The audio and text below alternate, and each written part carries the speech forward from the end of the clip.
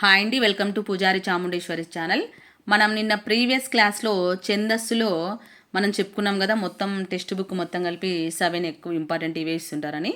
మరి ఉత్పలమాల అనేది ఎంతయు వృద్ధులై అనేటువంటి పాదానికి ఉత్పలమాల అనేది వస్తుందని చెప్పుకున్నాము. మరి ఇంకా ఏమేమి వస్తాయో చెప్పుకుందాము. తర్వాత రౌలటు శాసనంబు సమరంబున గెలిచిన దానికి కంకుగా ఉంది కదా.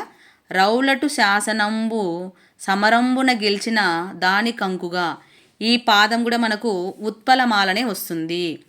మరి మొట్టమొదట మనము ఛందస్సు చేసేటప్పుడు ఏం చేయాలని చెప్పినాను, మొట్టమొదట లెక్క పెట్టాలి. లెక్క పెట్టేటప్పుడు నకారాన్ని, సున్నా అక్షరాలను ప్రత్యేకంగా లెక్క పెట్టకూడదు అని చెప్పుకున్నాం కదా. మరి లెక్క పెట్టాలి అని ఎందుకు చెప్పానంటే, లెక్క పెట్టేటప్పుడు మనకు 19 అక్షరాలు వచ్చినాయనుకోండి, డైరెక్ట్గా మనము శార్దూలం అని పెట్టొచ్చు. అదే 21 వచ్చినాయనుకోండి, చంపకమాల అని పెట్టొచ్చు. కానీ ఎప్పుడైతే మనకు 20 అక్షరాలు వచ్చాయో అప్పుడే మనకు ఒక డౌట్ వస్తుంది, సందేహం వస్తుంది. ఏమని, అది ఉత్పలమాలనా లేకపోతే మత్తేబమా అని. అప్పుడు మనం ఏం చేయాలి, ఇచ్చినటువంటి మొట్టమొదటి అక్షరాలు ఎన్ని ఉన్నాయి లెక్క పెట్టుకొని, తర్వాత రెండోది ఏం చేయాలి, మూడు అక్షరాలను మనము విభజించుకోవాలి.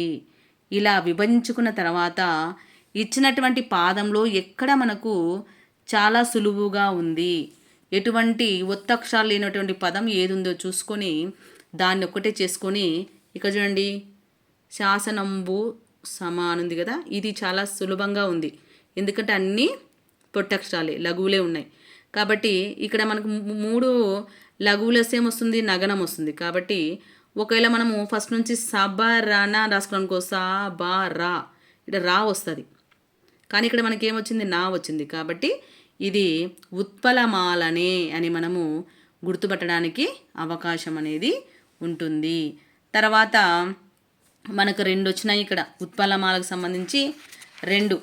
ఏది, ఒకటి ఎంతయు వృద్ధులై, ఒకటి రౌలటు శాసనంబు. ఈ 2 కూడా మనకు ఉత్పలమాలనే.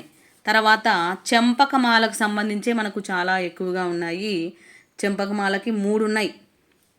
ఏవేవంటే అనుపమ ఎట్టి వారలకు అనే ఉంది కదా పాదము, అది. తర్వాత తెలివి యొకింత అనేటువంటి పాదము. తర్వాత జలియను బాగులో మనము అనుపమ అనే,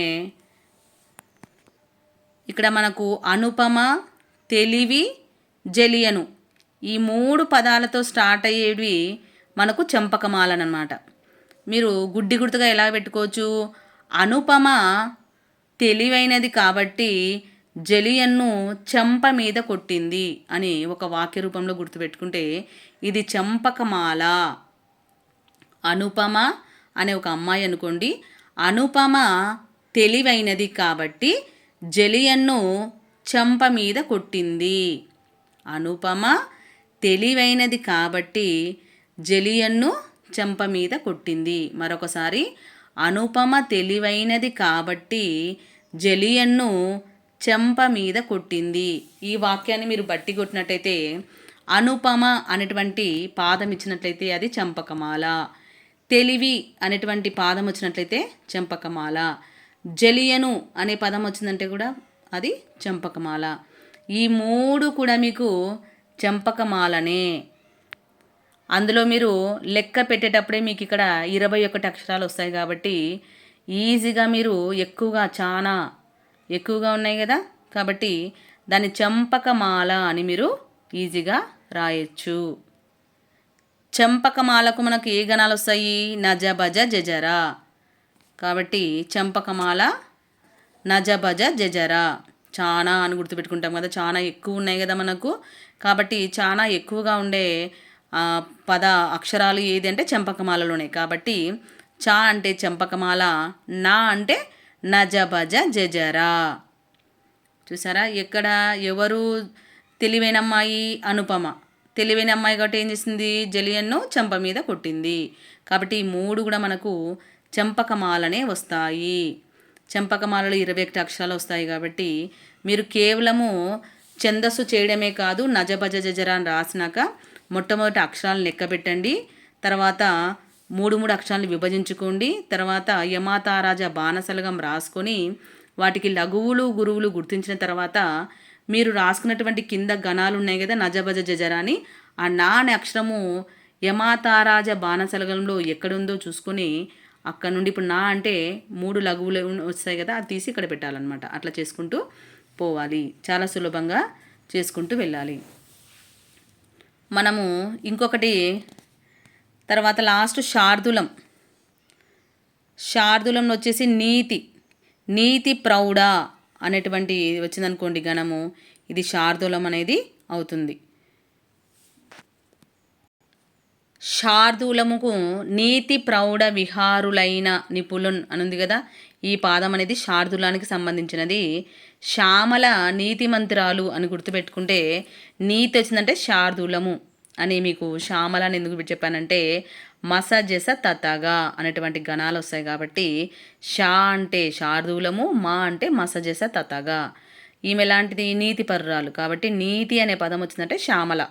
శ్యామలకి ఎన్నేళ్ళు? 19 ఏళ్ళు. కాబట్టి దీనిలో 19 అక్షరాలు అనేటువంటివి ఉంటాయి.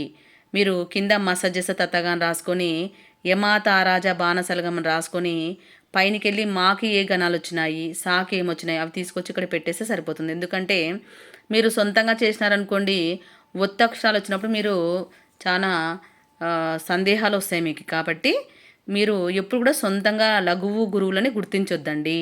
యమాతారాజ బాణసలగం రాసుకొని వాటికి లఘువులు గురువులు గుర్తించుకున్న తర్వాతనే మీరు కేవలం అక్కడ ఉన్నటువంటి వాటిని తీసుకొని వచ్చి ఇక్కడ పెట్టడం అంతే. ఇప్పుడు నా అంటే ఇప్పుడు శార్దూలం కదా మనం చెప్పుకునేది, మసజెస తత్తగా. మా అంటే యమాతారాజ బాణసలగం దగ్గరికి పోవాలి. పోయి ఇక్కడ మాకేమొచ్చింది? గురువు గురువు గురువు కదా, అలా తీసుకొచ్చి ఇక్కడ గురువు గురువు గురువు. తర్వాత ఏముంది? సాకి ఏమొచ్చింది? ఇక్కడ చూడండి, సా అంటే లఘువు లఘువు గురువు. అదే తీసుకొచ్చి మనం ఇక్కడ లఘువు లఘువు గురువు ఇలా పెట్టుకుంటూ పోవాలన్నమాట. మళ్ళీ నెక్స్ట్ ఏముంది? జా అంటే మళ్ళీ జా దగ్గరికి వెళ్ళి జా నుంచి 3 అక్షరాలు లఘువు గురువు లఘువు. ఇలా చేసుకుంటూ పోతే మనకు చాలా సులభంగా చేయొచ్చు, తప్పులు లేకుండా చేస్తాము. ఒకవేళ కానీ నేను చెప్పినట్టు చేయకుండా మీరు సొంతంగా పొట్టక్షరము లఘువు ఒత్తక్షరము లఘువు అనేయకుండా మీరు ముందున్న అక్షరము గురువు వేయడం మర్చిపోయినారనుకోండి, తప్పు అవుతుంది. కాబట్టి నేను చెప్పిన లాగానే చేయండి. ఎందుకు అలా చెప్తున్నానంటే ఇక్కడ ఎగ్జాంపుల్ని గమనించండి మీరు. ఎంతయు వృద్ధులై తనకు నీకొక రెండవ తెప్పగా గన అనేటువంటి పాదాన్ని తీసుకున్నట్లయితే చివరన వా వచ్చింది. వా అంటే లఘువు గురువే రావాలి. మరి ఇక్కడ మనకు గా అనేది పొట్టక్షరమే, నా అనేది పొట్టక్షరమే. మళ్ళీ ఎందుకు ఇక్కడ గురువు వేసినాము? లఘు వేయాలి కదా. ఎందుకంటే రెండవ పాదంలో మనకు అక్కడ ఒత్తక్షరం అనేది వచ్చింటుంది. అర్థమవుతుందా? మామూలుగా మనం సాధారణంగా ఒత్తక్షరానికి లఘు వేసుకుంటాము. దాని ముందుండే అక్షరము పొట్టక్షరమైనా ఏం చేయాలి? మనము గురు వేసుకోవాలి. అవన్నీ మనకి ఎగ్జామ్ టెన్షన్లో గుర్తురావు కాబట్టి మనకి ఎగ్జామ్లో ఒకటే పాదమే ఇస్తారు. కాబట్టి మనం ఆ పాదం మాత్రమే చూసుకుంటాం. కానీ రెండో పాదంలో ఒత్తక్షరం ఇచ్చినారా, సంయుక్తాక్షరం ఇచ్చినారా, ద్విత్వాక్షరం ఇచ్చినారా అనేది మనము చూసుకోము. కాబట్టి అలాంటప్పుడు మనం తప్పు చేయడానికి అవకాశం ఉంటుంది. కాబట్టి ఎప్పుడైనా సరే భరణ బబరవా అంటే వాకు లఘువు గురువే వస్తుంది, 2 లఘువులు రావు అని గుర్తుపెట్టుకోండి. అందుకోసమే నేను యమాతారాజ బాణసలగంతోనే చేయండి అని అంటున్నాను అనమాట. తర్వాత మత్తేబం అంటే మసాలా దోశ అని ఈరోజు కొత్తగా చెప్పినారు. మసజేస తత్తగా అంటే మత్తేబం.